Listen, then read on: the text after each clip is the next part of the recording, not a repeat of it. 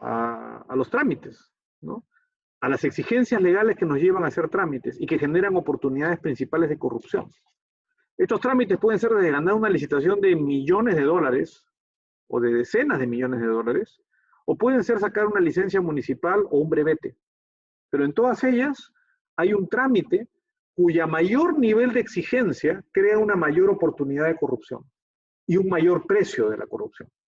Un economista argentino, Alfredo Canavese, hizo una evaluación súper interesante sobre la corrupción y llegó a una conclusión curiosa e interesante, y es en los países, digamos, menos desarrollados, la corrupción es muy desorganizada. Y es muy desorganizada porque no hay una organización casi en nada. Entonces, si yo quiero sacar un brevete, hay 20 trámites que tengo que seguir y en cada uno de ellos me cobran una coima. Examen médico, una parte del examen médico, un examen de reglas, examen de manejo, obtención de trámites, se te pierde, tienes que ir a sacar tu certificado a la notaría, a la comisaría. En todo se crea una oportunidad de trámite.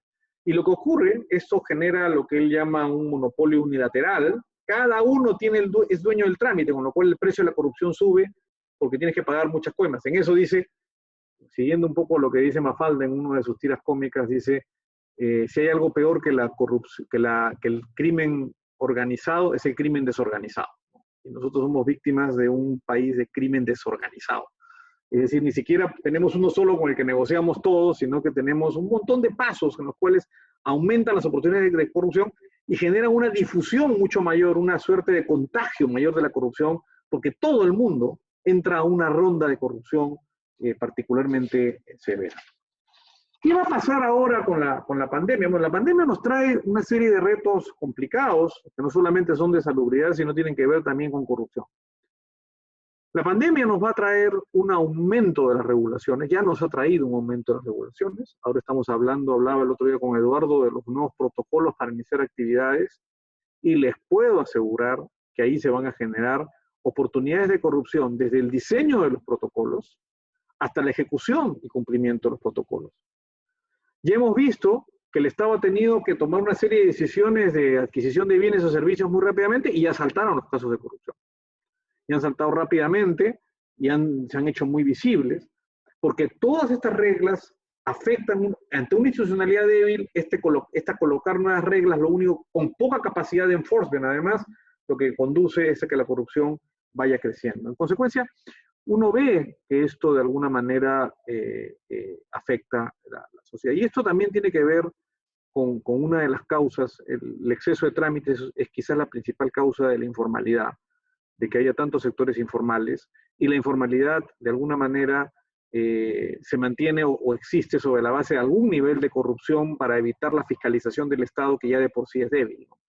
De hecho, creo que parte del problema que hemos tenido con los números de la pandemia y por qué no hemos podido martillar la curva, tiene que ver con los altos niveles de informalidad. O sea, los sectores informales no han cumplido. Y no han cumplido posiblemente por la debilidad de informes del Estado y por algún nivel de corrupción de funcionarios que tenían que hacer cumplir, policías, posiblemente han recibido pagos para no detener a las personas o para no tomar las medidas que eventualmente debían tomar. Y esto ha generado de alguna manera parte del problema que estamos enfrentando. Vamos a tener que abrir la economía en una situación donde los números no son los mejores, ¿no? Y desde ese punto de vista uno ve cómo todo está concatenado. Lo malo de la corrupción es que es capaz de destruir casi cualquier institucionalidad, porque su punto de partida justamente es la vulneración de los derechos. Y al vulnerarse los derechos, las oportunidades la corrupción destruye la base institucional sobre la cual deberíamos construir un país menos corrupto. Es una enfermedad que además de ser una pandemia, tiene un problema adicional a la pandemia, que es endémica. O sea, no solamente se difunde, sino que además se queda y es difícil de erradicar cuando llega. Es muy difícil de erradicar.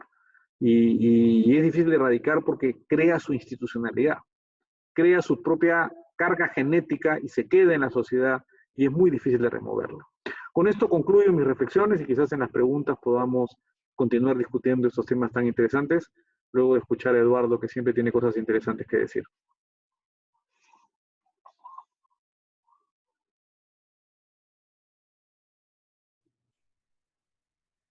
ahora sí le doy el pase a Eduardo. Gracias, Alfredo, por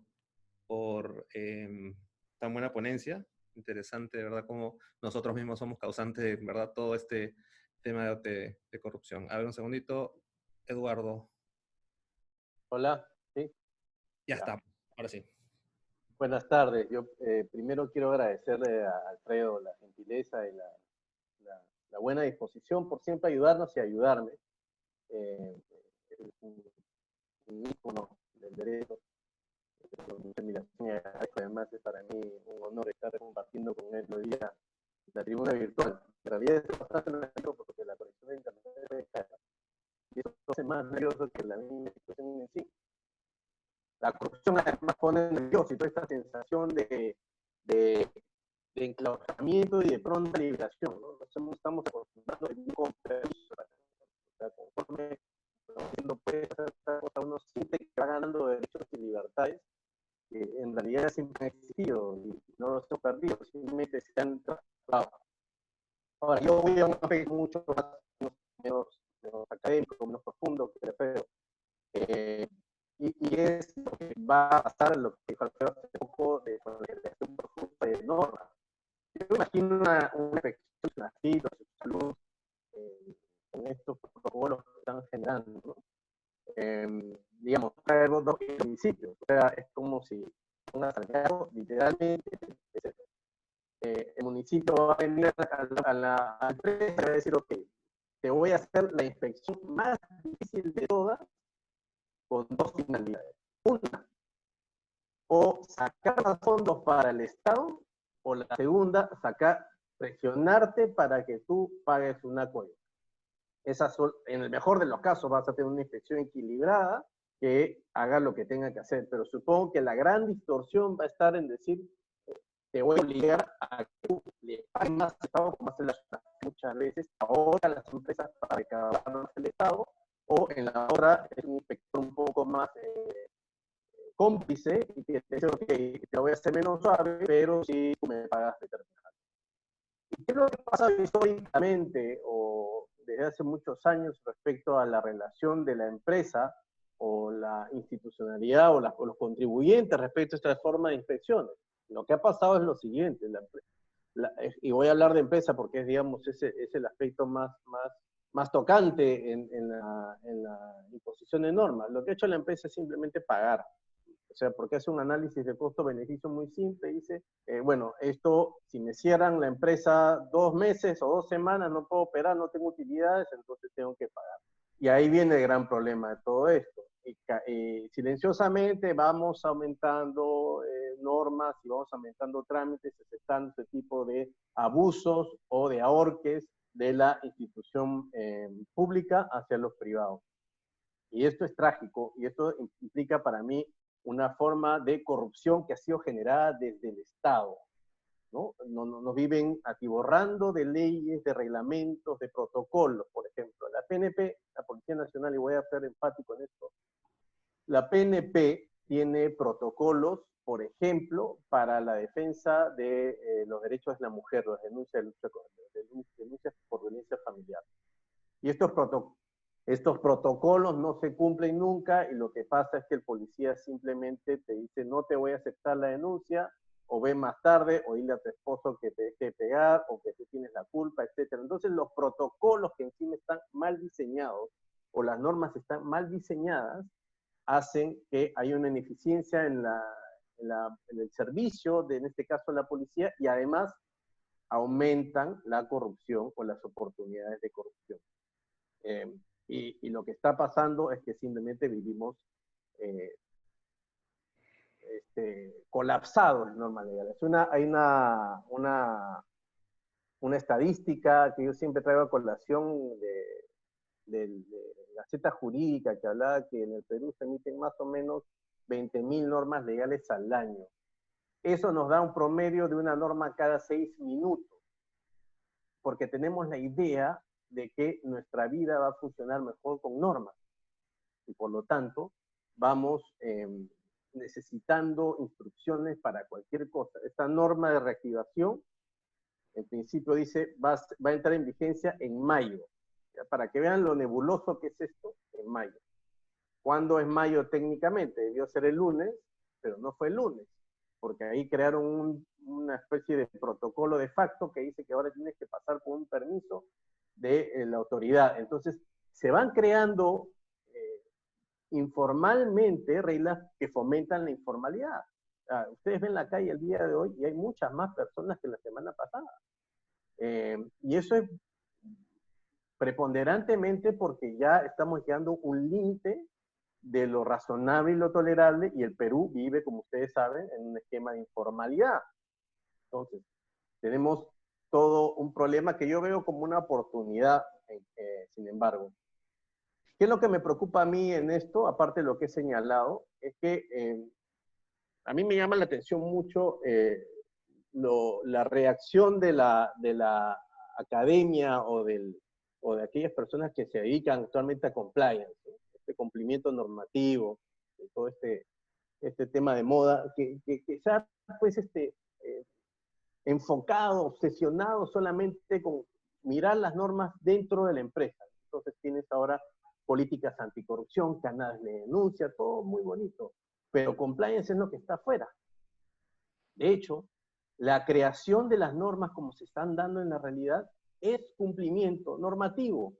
Y el cumplimiento normativo que se refleja es que no hemos tenido en cuenta muchas cosas que son más allá de la norma.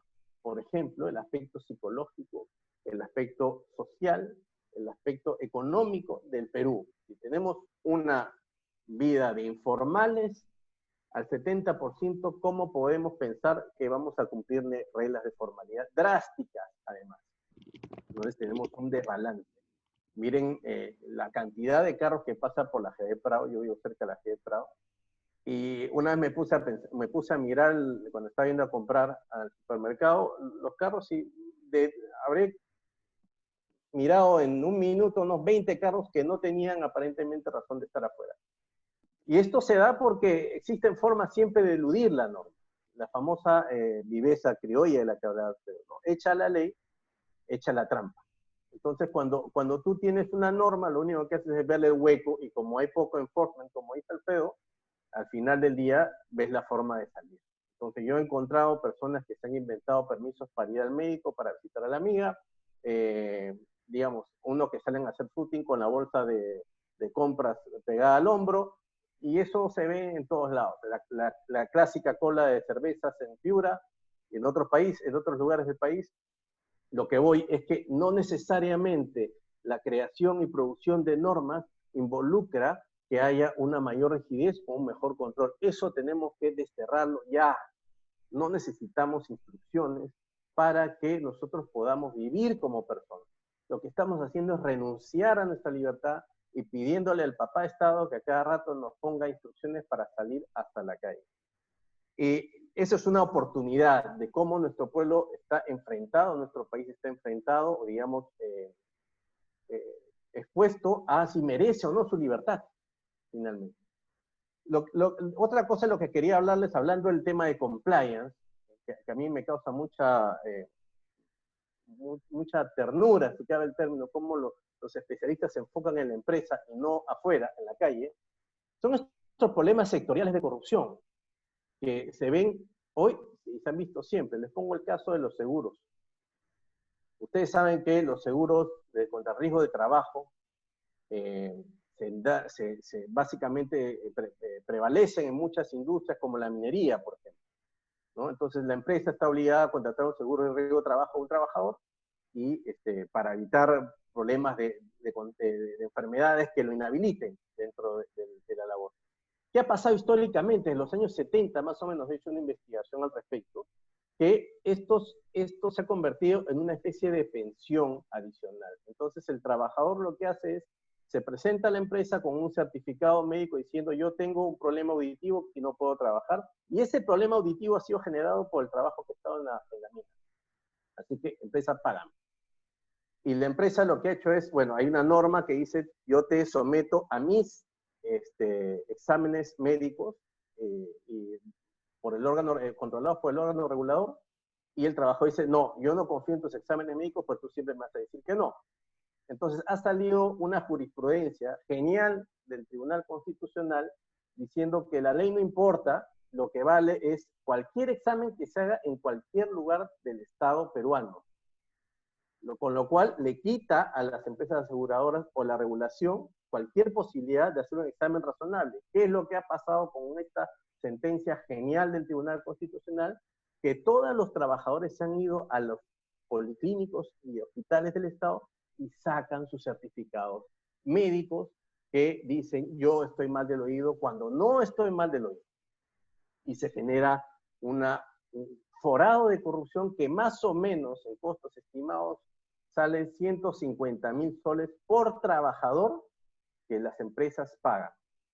Y no solamente las empresas, que bueno fuera eso para los amigos que son contrarios al empresariado. La ONP está cargando también con parte de ese forado. Entonces, producto de una acción del Estado, lo que se está generando es un mecanismo de corrupción en el que participan médicos, en el que participan toda la maquinaria del Estado diciendo yo te vendo el certificado pese a que tú no estás enfermo para que desplumes a la empresa minera en este caso.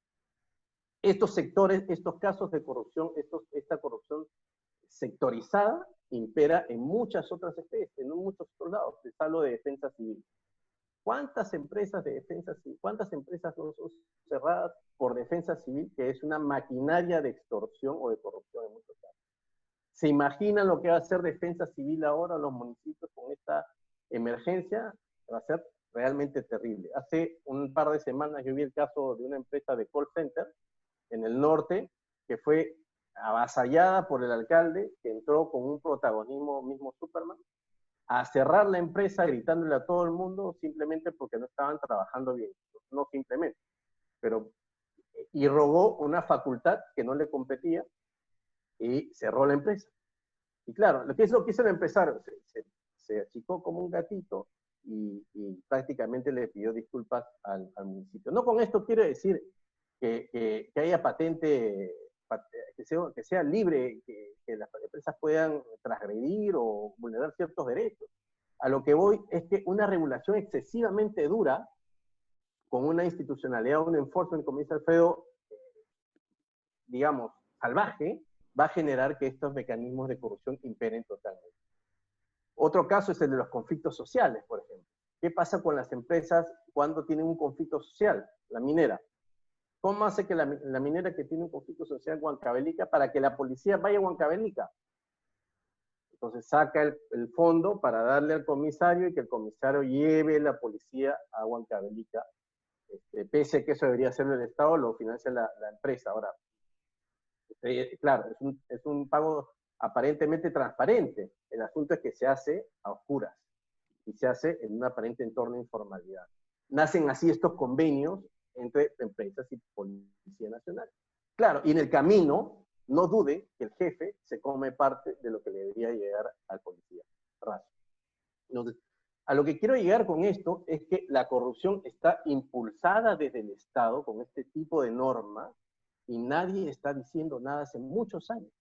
Lo que hacemos simplemente es tolerar, aceptar y decir, bueno, sí, es parte de nuestra mejora, ok, sí, grabando, y pagando silenciosamente muchas cosas que no debemos pagar o en defensa propia corromper, prácticamente. Eso es lo segundo, eso es lo primero. Y lo segundo es que se está creando, además, dentro del Estado, toda una maquinaria, un sistema de corrupción que está sumamente institucionalizado. Y hablo, por ejemplo, del caso de la policía. Y me van a disculpar, no tengo nada en contra de la policía. Mi padre era policía, le tengo mucho cariño a la institución. No con eso debo decir que no puedo hacer ninguna crítica al respecto. En un paraje, creo yo, del libro, narré una anécdota que tuve con un alto mando de la policía que me dijo, mira Eduardo, me ha tocado tal jefatura. Ah, qué bien, digo, buena responsabilidad, ¿no? Entonces, sí, mira, pero ¿sabes qué? A la semana que yo asumo la jefatura de esta empresa, de esta institución, viene un subalterno, me toca en la puerta y me da un maletín. Y en el maletín había 100.000 soles. Y mi amigo le pregunta al subalterno, ¿y esos 100.000 soles de qué son? Bueno, jefe, estos son toda la recaudación de su territorio. Y yo le dije, ¿y qué hiciste? Me dijo, chapé nomás. ¿Qué me queda? Chapé. Entonces, claro, aquel policía o aquel mando que se resiste a la regla de la corrupción en la Policía Nacional pasa como un desadaptado, un monstruo, una persona que no tiene ningún tipo de códigos hacia la institucionalidad de la corrupción. Y aquel que denuncia pasa a ser un soplón traidor. Entonces, fíjense cómo estas reglas de lo que hablaba Alfredo precisamente de corrupción no organizada, acá sí hay una organización criminal que no está señalada en que sean personas, las mismas personas constantemente. No es que la policía o el Poder Judicial o la Fiscalía salga a buscar clientes. Los clientes van a la Fiscalía, al Poder Judicial, a la Policía, porque se necesita esos servicios y al final esperan listos para asimilar o entrar en actos de corrupción.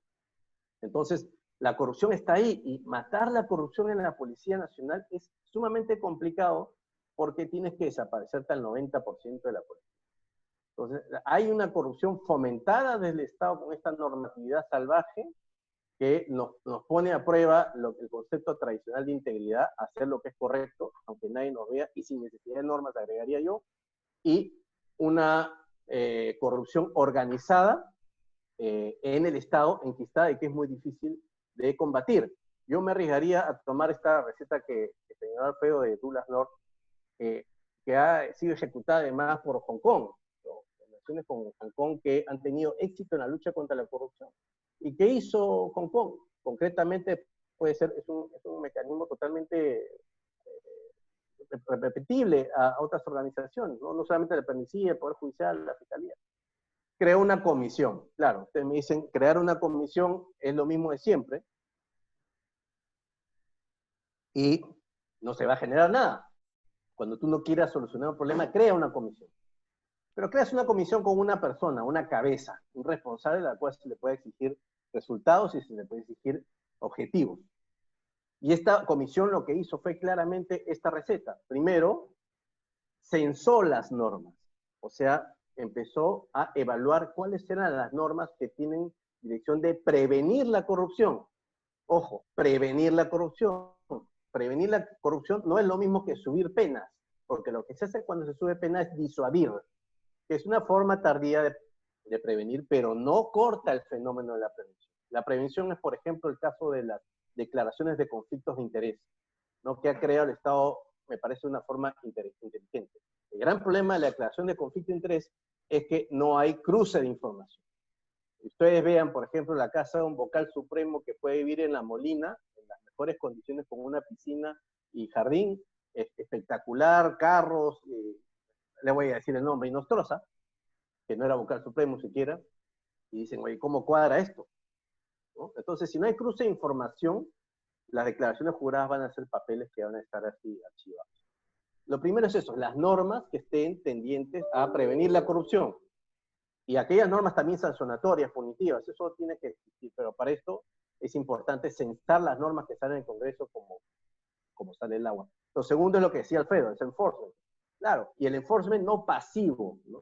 Porque el enforcement que ha pasado ahorita, el caso que ha pasado con la policía de la compra de menús, ha motivado que el ministro diga que se tiene que, la inspectoría tiene que actuar para sancionar a estas personas. Y la inspectoría, además de que no tiene ninguna independencia, lo que hace es reaccionar tardíamente.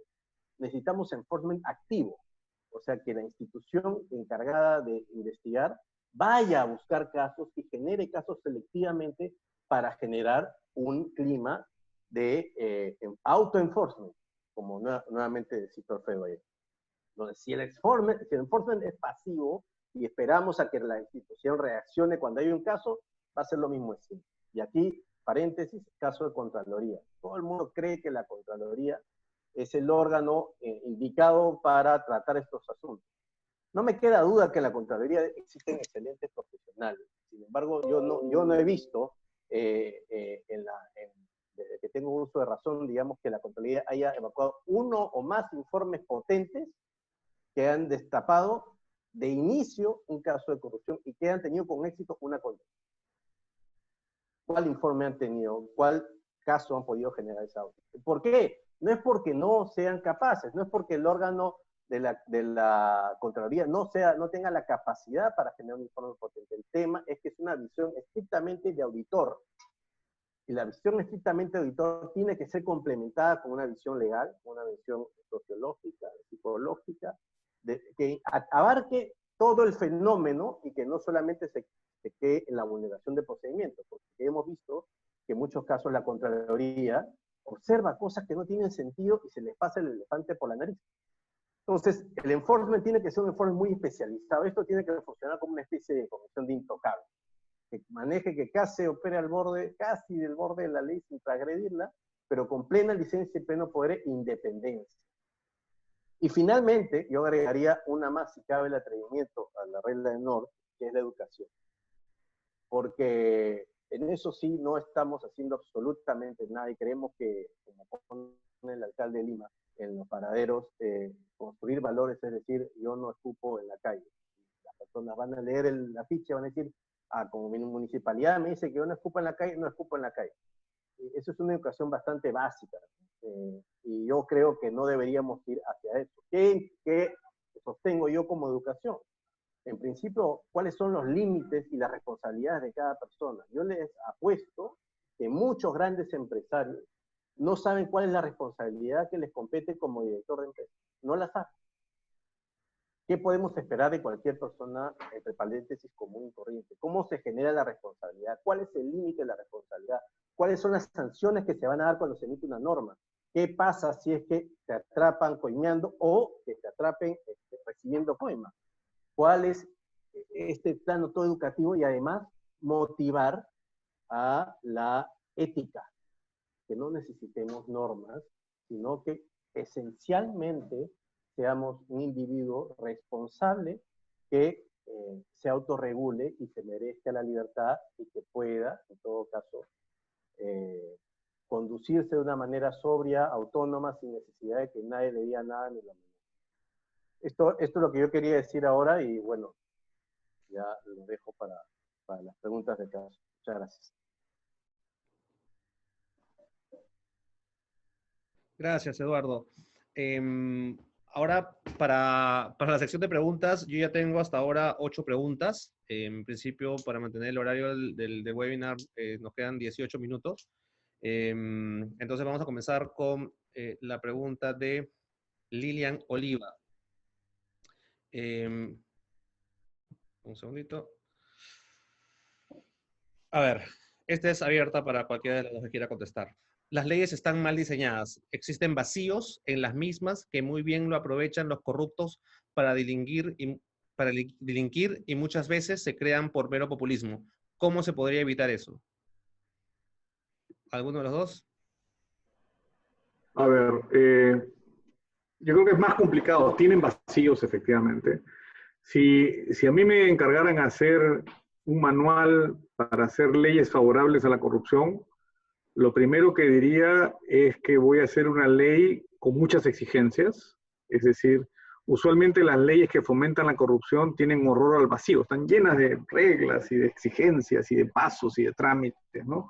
Son largas. Lo segundo es que dan cierto nivel de discrecionalidad a quien las interpreta. Y lo tercero, crearía la ley sin balance, es decir, sin capacidad de controlar o darle a la ciudadanía o a órganos de control la capacidad de controlar lo que el funcionario hace, ¿no? Y uno más o menos lo ve, ¿no? Muchos de ustedes han sufrido, y digo sufrir porque es lo que pasa cuando le viene la inspección de defensa civil que mencionaba Eduardo.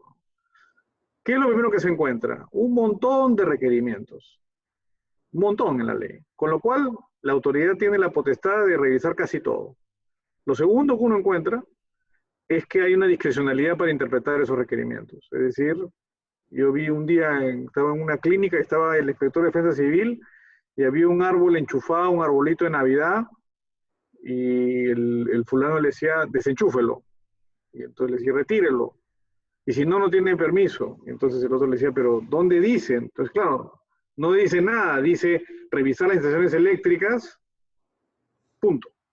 Entonces, claro, la persona Si no hubieran instalado un área sino una tostadora o una refrigeradora, le hubieran dicho lo mismo. Es decir, hay mucha discrecionalidad. Yo recuerdo, una vez hicieron una inspección en el estudio, habíamos pasado la primera inspección unos años atrás perfecto, viendo el segundo, y lo más interesante es que objetó como 4 o 5 objeciones de cosas que ya habíamos pasado en la primera inspección. O sea, no es que habíamos cambiado nada, era exactamente la misma situación que estaba y la había aprobado y él decidió que eso se desaprobaba. Y claro, nosotros no le pagamos nada, terminamos en la municipalidad y nos cancelaron la licencia. Pero lo más increíble es que nos cancelaron la licencia porque subsanamos lo que nos habían pedido. Cumplimos con lo que decía. Y cuando cumplimos lo que decía, nos dijeron, el hecho que usted lo haya subsanado quiere decir que usted no venía cumpliendo. Es un mundo, entonces, claro, uno dice las leyes. Yo la verdad les digo, yo a veces prefiero malas leyes con buenos aplicadores que buenas leyes con malos aplicadores. Porque los buenos aplicadores corrigen la ley y eso significa que hay que trabajar mucho en la institucionalidad de quienes reciben las cosas y hay que reducir sus ámbitos de acción. O sea, yo creo que nos llenamos de reglas para corregir problemas que no existen o que se pueden resolver de otra manera y creamos oportunidades de corrupción para... Y yo creo que es un poco lo que va a comenzar a pasar. Yo no estoy diciendo que no hay que tomar medidas para combatir el coronavirus, hay que tener cuidado con el distanciamiento social, pero miren, los japoneses no tienen problema con el distanciamiento social. ¿Por qué? Porque tienen una cultura que les permite combatirlo fácilmente y tienen una sensación de que hay que cumplir las cosas. Nosotros vamos a tener N problemas y vamos a poner 1000 reglas de eso, ¿no? Ahí el otro día habían puesto la regla, distanciamiento 2 metros. Y claro, la pregunta es ya, ¿y si 2 personas no están a 2 metros, quién paga la multa? ¿El que está atrás o el que está adelante en la cola? Y no, pues mitad, será, o la va a... Y les puedo asegurar que la discusión, si se plantea, ¿cuál va a ser? Bueno, discrecionalidad del funcionario. Y va a tratar de multar a los dos, salvo que a uno de ellos le pague. Es decir, el problema justamente está en que muchas veces las leyes son malas, pero yo les diría, el problema menos grave está en las leyes, que a veces son abundantes. El mayor problema está en cómo se aplican y en la discrecionalidad que muchas veces estas leyes dan para ser aplicadas. No sé si Eduardo está con ganas de decir algo. No, yo estoy completamente de acuerdo. Una muestra digamos, de cómo qué pasa este horror al vacío y en general la desconfianza que tenemos de estos funcionarios es esta norma que se creó cuando se decía que, digamos, no se podía poner mandato de detención al policía que cumplía la ley, ¿no? Al matar a un delincuente en ejercicio de funciones. Y eso es obvio. O sea, no hay un juez que ve que un policía mata a un delincuente en ejercicio de funciones, no debe ponerle mandato de detención, pero como desconfiamos del juez, entonces decimos, hay que asegurar de que el juez no tenga precisamente margen de discrecionalidad y hay que atarle las manos para que de todas formas haga lo que tiene que hacer. Yo critiqué mucho esta norma, me peleé con un amigo que es el legislador que impulsó esto, y le dije, oye hermano, en vez de producir normas, preocúpate en reformar el sistema de justicia, porque lo que estás creando son normas redundantes, que lo que hacen es simplemente demostrar de que no tienes confianza en el Poder Judicial, lo cual es cierto. Entonces, dilo de otra manera. Un procurador anticorrupción me dijo en una exposición que hay que poner normas porque no hay que confiar en las personas. Y claro, pues uno se queda petrificado cuando ve ese tipo de afirmaciones porque lo que estamos haciendo es generar un clima de desconfianza que hacen que se produzcan normas a cada rato, ¿no? Y eso es preocupante. Yo prefiero las no normas. O sea, hay que educar a nuestra población en libertad y que se maneja en la autorregulación. ¿Para qué tantas normas? Perfecto. A ver, esta pregunta es para Alfredo. Es de Darío y dice, Alfredo, ¿qué industrias tendrían más oportunidad de concentrarse en este entorno de crisis corrupción? A ver, no sé si entiendo bien la pregunta. Entiendo que se refiere a concentrarse de acumular, digamos, de concentrar market share en el mercado, ¿no? Ahí voy a ponerlo de otra manera, ¿no? En realidad, voy a ponerlo de la manera referida a lo que estamos hablando. Hay mucha preocupación de que las empresas se concentren y surjan monopolios. Y si yo les digo, yo trabajé en la agencia antimonopolios en el Indecopi durante 6 años. He interactuado con muchísimas agencias de competencia del mundo. He visto y leído muchísimos casos antimonopolio decididos por distintas... Y les voy a decir lo que siempre encuentro en todos los casos. De hecho, me concentro primero a buscar cuando ha habido un caso donde hay un problema de competencia. Siempre encuentro que el Estado hizo algo que favoreció que las empresas se concentraran. ¿Qué es ese algo? Un arancel, un trámite burocrático, una regulación mal pensada, que deriva en una serie de consecuencias curiosas, ¿no? Entonces, yo les diría que la respuesta a mi pregunta es las industrias donde hay más regulación y donde además tengo un mecanismo de mercantilismo que permite a las industrias obtener regulación favorable a sus intereses, es la que más funciona. Un ejemplo que siempre se usa, siempre la gente lo usa, hay ejemplos como paradigmáticos en temas de libre competencia. Uno de los que más se usa es la cerveza, ¿no? Siempre dicen las cervezas son monopolios, ¿no? La cerveza puede tener una tendencia a concentrar cierto nivel porque es difícil traer cerveza importada. ¿Y por qué es difícil traer cerveza importada? Porque ustedes tendrían que transportar agua y el agua es muy barata, entonces el costo de transporte es muy alto. Entonces, en pocas palabras, traer cerveza es muy caro. A pesar de eso se trae cerveza, pero todos sabemos que la cerveza importada es sustancialmente más cara. Entonces ahí puede haber alguna explicación.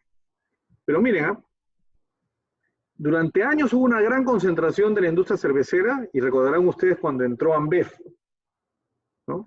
Y la gente dijo, bueno, entró Ambev y hubo competencia, y efectivamente los precios de la cerveza bajaron, ¿no? Cayeron, ¿no?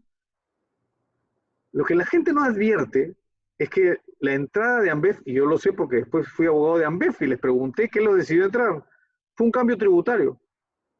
Había un esquema de tributación de la cerveza que hacía imposible entrar con un precio determinado. ¿Por qué? Porque te estaban grabando al contenido alcohólico de la cerveza, es decir, al producto, y no estaban grabándote por el valor. Entonces, si tú bajabas el valor, el impuesto no bajaba mucho. Eso te hacía más caro y no podías competir. Tú puedes entrar con cerveza más barata, pero el impuesto te disparaba el valor hacia arriba. Te quitaba posibilidad. Cambió el impuesto y entró un competidor. Y comenzó a haber competencia. Entonces, mucha gente tiende a mirar que las empresas acumulan poder, pero las empresas acumulan poder en ciertas condiciones. Tiene que ver con las barreras de entrada al mercado.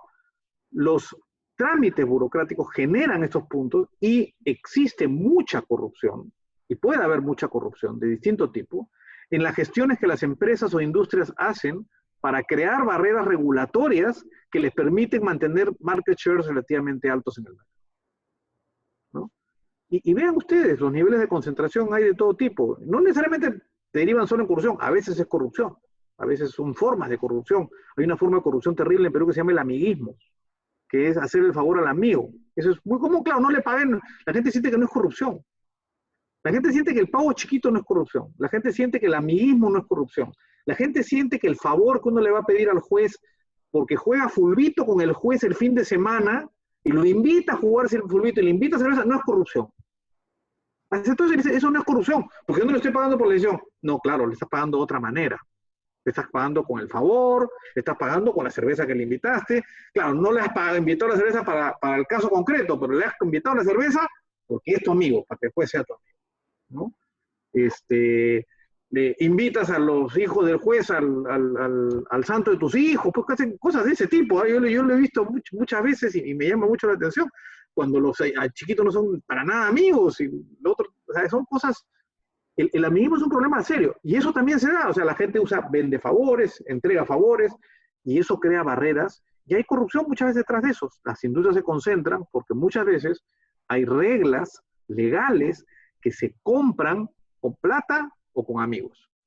Y esas reglas legales favorecen ciertas industrias o ciertas formas de hacer las cosas, ¿no? De distinto tipo, ¿no? La gente se queja, por ejemplo, de por qué cuestan tanto los notarios, pero el mercado de notarios es un mercado muy cerrado. No hay suficiente competencia. Y entonces los notarios cobran más caro. Si fuera un mercado que se abriera, sería mejor, ¿no? Y ya no sigo hablando porque ahorita digo que hay que cerrar el colegio de abogados y ahí sí me van a descolegiar, no voy a poder ejercer. Eduardo, feliz. Eso, gracias, Alfredo. A ver, tengo la siguiente pregunta, es para Eduardo. ¿Qué opinión le merece el Public Compliance como mecanismo de prevención de la corrupción? ¿Es utópico poder implantarlo en algún momento en el Estado peruano? Bueno, yo soy muy contrario a las normas, ¿no? Como se habrán podido dar cuenta. Al final la norma es totalmente, es posible ser eludida si que alguien no tiene la integridad suficiente.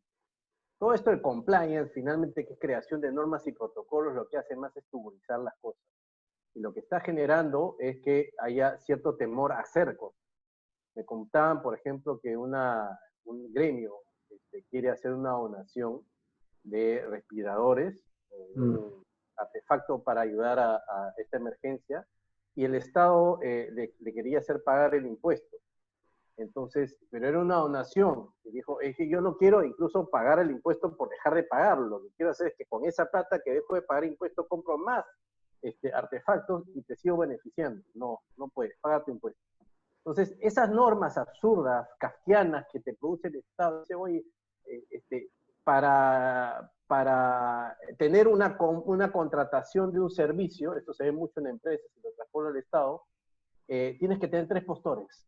Pues a mí me ha pasado muchas veces que me quiere contratar una empresa y me dice, consíguete 2 más, porque tengo que cumplir el procedimiento. Entonces, esta procedimentalización, que es a lo que iba al comienzo, hace que este compliance sea odioso, porque no aumenta el avance. Y en la práctica, yo creo que está bien que tengamos, digamos, motivaciones para la integridad y la corrección. Dudo mucho que sea mediante normas. Yo he estado en una capacitación, esto va a parecer una broma, pero es una capacitación, una conferencia que me pidió el Consejo Nacional de la Magistratura, antes de que cayeran, ¿ya? Y sobre ética, o sea, fue inédito. Yo casi me derrito cuando me llamaron de eso, ¿no? Y bueno, fui a hablar, estaban los trabajadores, todo perfecto, pero no vi a un solo consejero, obviamente, ¿no? Esto pasa en todos los estándares porque la gente de arriba, y este es el famoso, no me gustan mucho las palabras en inglés, pero tengo que decirlo, el top of the top, que implica el compromiso de la directiva hacia la corrupción. No se ve.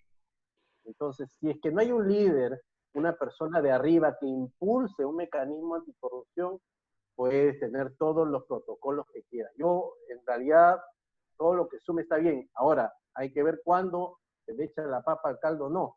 Porque mucha norma lo que hace es tuburizar y hacer que las cosas sean más. Perfecto. A ver, tengo una pregunta más para Alfredo y creo que con eso vemos cómo va con el tiempo porque deberíamos terminar a las 6, pero a ver, Alfredo, te doy la pregunta. ¿Usted cree que un entorno corrupto favorece el desarrollo de las empresas al incrementarse la flexibilidad y agilizar ciertos procedimientos que por la vía legal serían muy burocráticos? ¿O por el contrario, considera que la corrupción afecta también al normal desarrollo de las empresas?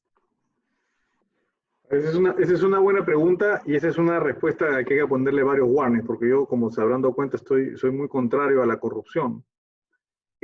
Pero siempre cito un trabajo de Gary Becker, que es Premio Nobel de Economía. Y él escribió un artículo, si no recuerdo mal, en el Washington Post, donde decía, más o menos, no recuerdo el título exacto, pero algo así es, gracias a Dios hay corruptos, decía una cosa por el estilo. Entonces, en realidad él hacía un warning parecido al que yo les voy a hacer, y es, evidentemente yo creo que es mejor un mundo sin corrupción. Lo que ocurre a veces es que cuando hay cuando hay mucho trámite, la corrupción es a veces la única salida que te queda si que quieres hacer una inversión, ¿no? Entonces, claro, puedes decir no invertir.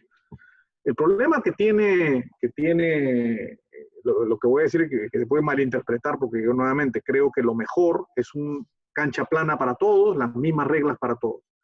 Pero él contaba el caso de las construcciones en el estado de la Florida, creo, si no recuerdo mal, y que tenías que, para hacer una casa, cumplir con 165 pasos administrativos. En Estados Unidos, o sea, no estamos hablando de un país tercermundista, ¿no? Y lo que él decía es que él había hecho su evaluación y era imposible cumplir los 130 y tantos trámites. La única forma de cumplirlos era que a alguien le pagaras algo para que no te exigiera ciertas cosas. Entonces, llegamos al mundo al revés, porque, claro, decimos, hay corrupción, decimos, qué mal que haya corrupción, y las empresas no pueden entrar al mercado porque hay corrupción, pero en parte el problema está al revés, estamos poniendo la carreta delante de los bueyes. La corrupción se está generando porque hay un marco legal que fomenta la posible corrupción y coloca a las empresas o a las personas entre la espada y la pared y le pone exigencias que las personas no pueden cumplir.